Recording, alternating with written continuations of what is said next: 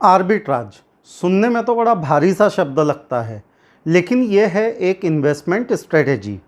क्या है ये स्ट्रेटेजी कि एक ही समय में एक ही प्रोडक्ट की कीमत को दो अलग अलग बाज़ारों में एनालाइज कीजिए और जहां वो कम कीमत में मिल रहा है उसे वहां से ख़रीदिए और एट द सेम टाइम दूसरे उस बाज़ार में बेच दीजिए जहां उसकी कीमत ज़्यादा है।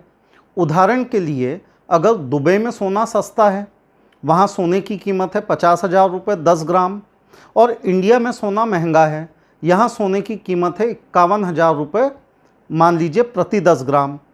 तो ऐसे में हम दुबई के मार्केट से सोना खरीदेंगे और हम इंडिया के मार्केट में सोना बेचेंगे।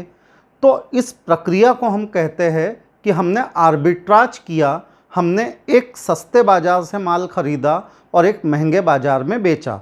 पर यह इतना आसान भी नहीं है, क्योंकि आर्बिट्राज करने के लिए ट्रांजैक्शन कॉस्ट भी लगती है, और अगर आपकी ट्रांजैक्शन कॉस्ट ज़्यादा हो गई और आर्बिट्राज से होने वाला मुनाफा कम हो गया तो फिर वो आर्बिट्राज का सौदा आपको कोई फ़ायदा नहीं देगा। मतलब, अगर आप दुबई से सोना खरीदते हैं और उसमें 1,000 रुपया कमाते हैं और आपकी ट्रांजैक्शन कॉस्ट ही 1,500 हो जाती है, तो फिर आपके लिए आर्बिट्राज फ़ायदे का सौदा नहीं है। यही टर्म आप स्टॉक मार्केट यानी कि शेयर बाज़ार में भी सुनेंगे कि यहाँ पे भी आर्बिट्राजर होते हैं। तो आर्बिट्राजर करते क्या है? तो वो ये देखते हैं कि किस शेयर का भाव एक ही समय पे दो अलग अलग मार्केट में अलग अलग है। जैसे हमारे यहाँ पे बॉम्बे स्टॉक एक्सचेंज और नेशनल स्टॉक एक्सचेंज है, तो अगर कोई शेयर बीएससी पे सस्ता और एनएससी पे महंगा है तो आर्बिट्राजर उसे बीएससी से ख़रीदेंगे और एनएससी में बेचेंगे। पर इस आर्बिट्राज अपॉर्चुनिटी को ढूंढना इतना भी आसान नहीं है, क्योंकि इस अपॉर्चुनिटी को ढूंढने के लिए बहुत हेवी सॉफ्टवेयर्स का इस्तेमाल करना पड़ता है और यह अपॉर्चुनिटी बहुत ही फ्रैक्शन ऑफ सेकंड के लिए बाज़ार में अवेलेबल होती है। तो सवाल ये उठता है कि क्या आर्बिट्राज एक लीगल एक्टिविटी है? तो जवाब है बिल्कुल हाँ, सरकार इसका पूरा समर्थन करती है। क्यों?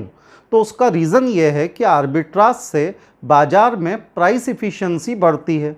होना तो ये चाहिए कि बीएससी एनएससी दोनों जगह शेयर का रेट एक जैसा होना चाहिए, लगभग होता भी एक जैसा है, लेकिन जैसे ही कोई प्राइस डिफरेंस क्रिएट होता है, आर्बिट्राजर सस्ते बाज़ार से शेयर खरीदना शुरू कर देते हैं। और आप जानते हैं ना कि जब डिमांड बढ़ती है तो प्राइस भी बढ़ती है, तो सस्ते बाज़ार में भी शेयर की प्राइस बढ़ेंगी और बीएससी एनएससी में दोनों शेयर इक्विवेलेंट कीमत पे बिकने लगेंगे। इसलिए आर्बिट्राज को एक बहुत अच्छा प्राइस इफ़िशियंसी मेंटेन करने वाला टूल भी माना जाता है, और आर्बिट्राजर मौके का फ़ायदा उठा के इससे पैसा भी कमा लेते हैं। आज के वीडियो में इतना ही। अगले वीडियो में किसी नए कॉन्सेप्ट के साथ मिलेंगे।